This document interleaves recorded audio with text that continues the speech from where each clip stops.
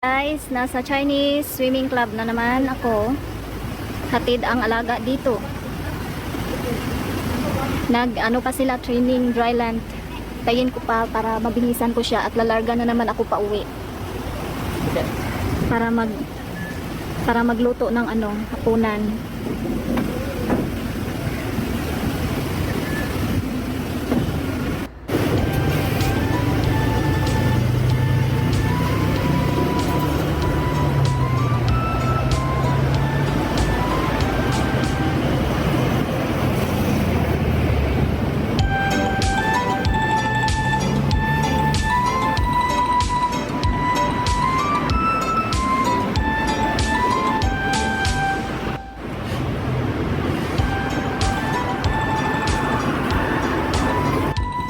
Wow, parang may party lang dito. May pag-learn sila.